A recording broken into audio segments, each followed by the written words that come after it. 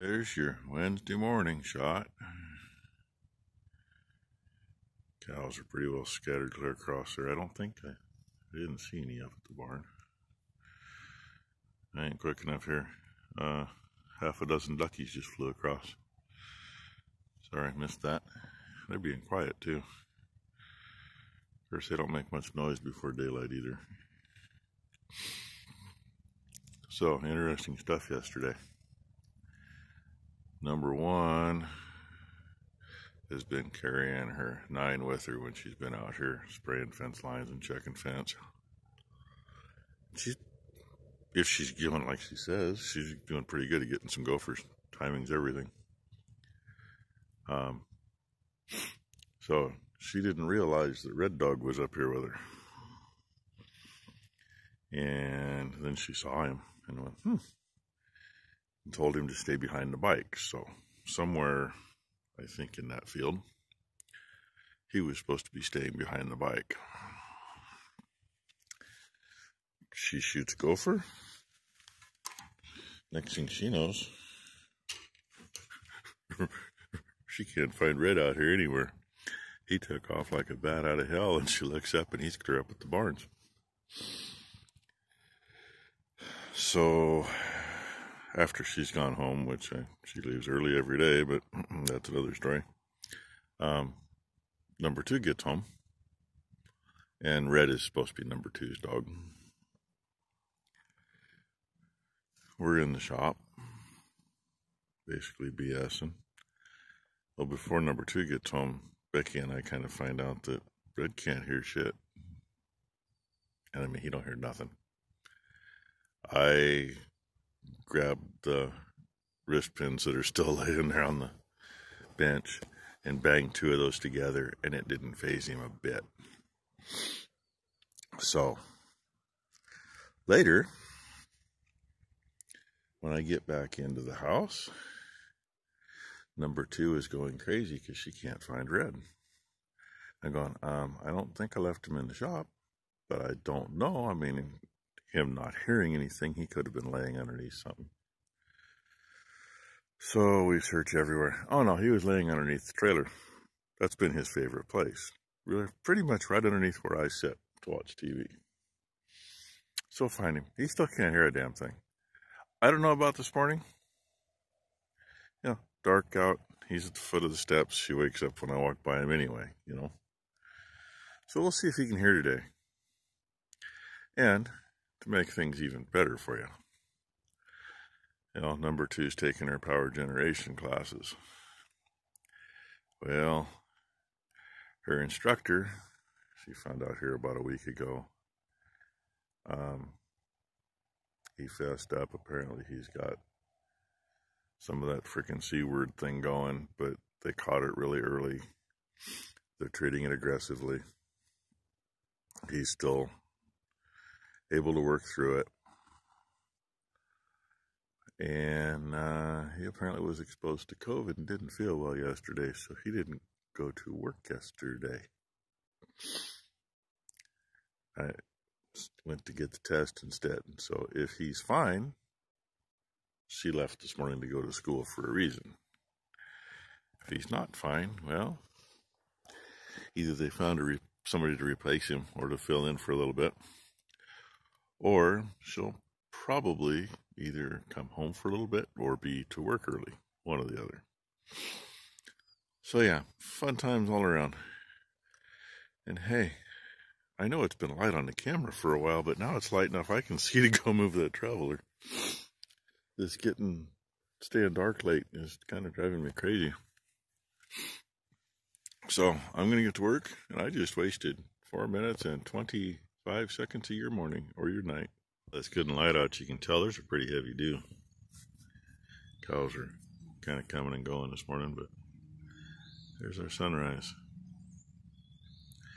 Oh, and you know, after yesterday's goof up with, well, the day before with the traveler not coming all the way in, means that tractor sat here for 2 days, or an extra day without getting started. And the last couple mornings have been kind of chilly. I mean, it's not like it's cold. We were 51 this morning, 53 yesterday morning, but Yeah, knowing it's got a low battery, and you know, I run it long enough every day to get it charged, but yeah, she cranked over kind of hard this morning. I mean, fired up fine, but she cranked over kind of hard. Even this bike. Ron said, yeah, she's a little cold-blooded. Well, yeah, a lot of these 300s were, especially when you got up 90s and newer. In the 80s, I mean, you know, you didn't have to touch a freaking choke on it unless it was 20 degrees outside. But I had to use a choke on it this morning. I mean, a couple mornings, you can tell by the sound of the starter that it didn't like it. But this morning, she just wasn't going to start. Hell, I choked it. So anyway, that was my quick tidbit. And like I say, catch you that orb coming up. But tip it just enough, maybe you can see better. I don't know. And I don't know if you can hear it, but somewhere over there, by the sounds of it, I'm guessing up in one of the trees, there are a whole bunch of frickin' birds. I mean, if I went over there, that other pasture, not the one they're in, but the next one over, I probably couldn't hear myself think. Oh well, onward and upward, right? Yeah, sorry it's a fuzzy picture. That's those two bucks I've seen. They were just rearing up, jumping around, play fighting. Yeah, that's the best I can get you for a picture though, and now they're not even doing anything, just goofing off. Sad thing is, it's a clearer picture without looking through the camera. Oh well, they're going to be upset in a minute because I'm headed back out to move the little traveler and it's going up there where they're at. They might run off, they might not. There's some issues with the bike this morning. Things are going pretty good. I think there's one out there in that field I didn't smoke yet because the sprinkler's in the way. And this one I've been watching, waiting to get over here. Clear over there I just smoked. And there was a fresh here and a fresh one here. Well, I came and dug this one out, no smoke in the hole.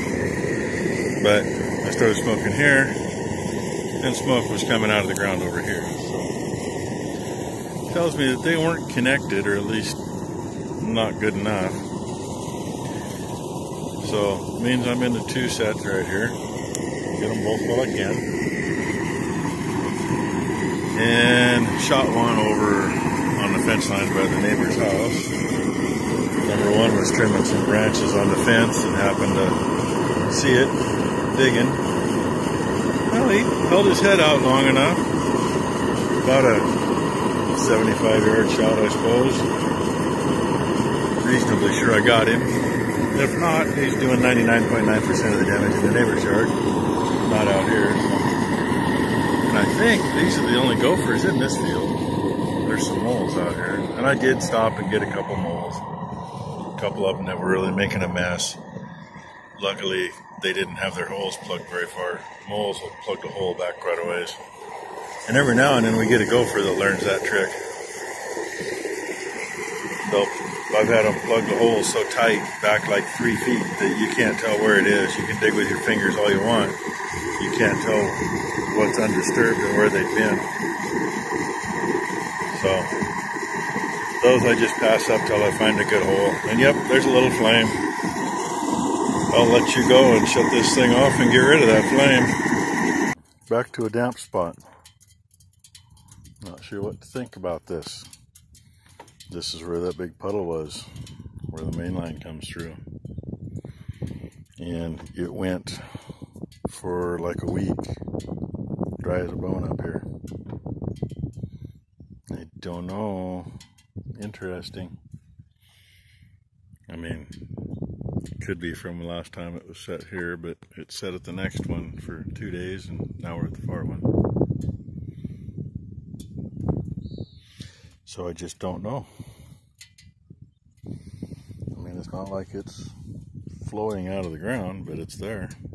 I just happened to notice it. And I've looked at it every freaking day, even when the traveler was sitting right here at that riser. And all the leaky from it was running over there, and down that way and down that way.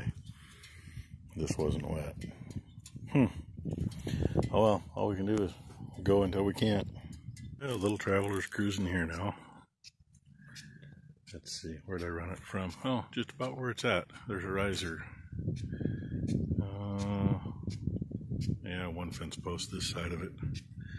From there, shot over the fence a ways. I stepped it off from the riser down in the dip by the gates. And figured I'd be about one fence post from where I stopped, but I went farther. Actually, I probably could have come all the way to where I actually moved it from. Maybe. So basically it will cover two sets, or two risers, which is good because that means my next set is one at the end of the lane on the other side of the fence between the two hayfields. And there's the other traveler way down there. Tomorrow, I think we're gonna hook the pipes up across and run it back over in a horse pasture. And it's gonna be a traveler race. We'll see which one gets there first. The little one, it doesn't spin you around again. If I remember right, it doesn't quite meet if we go right off the risers. It comes up a little short of lapping, not much, but a little bit. But it may run this piece. I just stepped it off from the riser over there, out that way. That's how we ran this last year with the little ones. It gets down to, get around the corner, you can see, it's down to the big stump in the fence line. God, I didn't think I had to walk that far to see it. Ah, there it is. It's long enough to at least get to that stump, maybe a little farther. And this is a triangle shape, so it means the next setting, zip you over here, not sure where I'm standing, we'll get right to the fence just at about that tree. And the next one, of course, won't have to pull all the way out. And I came over here to check stuff because when I came through the double gates out of the hayfield, they were at the bridge. And yeah, from there up, it's one-way traffic only. I wasn't going to fight them for it. I'm just glad I got through the gate and got it shut before they got up here. And that's the first time they've been out here since 7:30 this morning. So, and it's a cooler day. It's still muggy and feels like crap out. But anyway, that's what I think we're going to do. I really don't want to have to bring a piece of pipe over here to offset from the riser, but we'll see. It's going to be close. And that's not running maybe a quarter turn. I got it set to cover the headland and the other piece and cover what we didn't cover on this side of the fence when we were making hay. So it's close enough. Most of it will get covered again from this side, which it needs it. Oh, the other thing I was going to show you quick. Some of you remember when I was cutting over there, got to raking and we had chunks coming up. Looked like I was thatching with something. Get away from all these fir cones and you can see it better. It's out here. Little chunks here and there. Some spots are really heavy. As you look through here. I think it's partially the year. I mean, when you run the pasture harrow through, you'll do that a little bit. But it doesn't tear it all the way loose, it just rips it up. But I think when the cows are eating, I think that's mostly the annuals. Now, they don't have a very deep root system. And there's not much there. And they're getting all of it and just peeling it out. I mean, I just happened to think that when I was going across here. I'm used to seeing that after we run a pasture harrow through, especially if we go over a field a couple of times at once. And this strip where we had a fence, so there's more annuals in it. That's why it shows up more, but even over in there and over that way. Well, not as much in the rest of it, but still there.